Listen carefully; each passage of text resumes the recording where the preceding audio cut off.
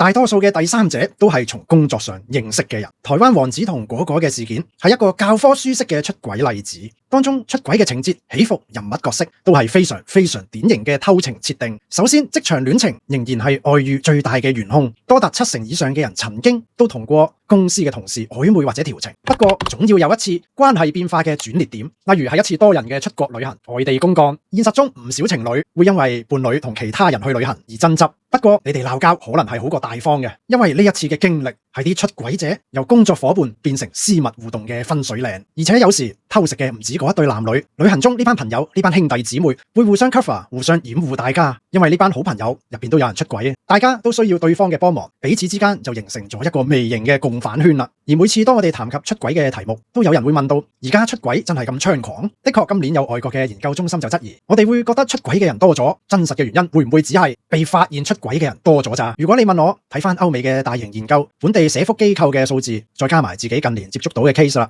我都傾向認為出軌嘅人係多咗嘅。但更加真實明顯嘅觀察係，被證據確鑿發現出軌嘅人多咗更加多。有人啱啱心動，仲喺出軌嘅路上，已經被另一半發現咗啦。手機科技方便咗啲人同第三者聯絡，但同時亦都直接出賣你。你諗住可以 delete 啲 message，有時可能仲衰多兩錢重。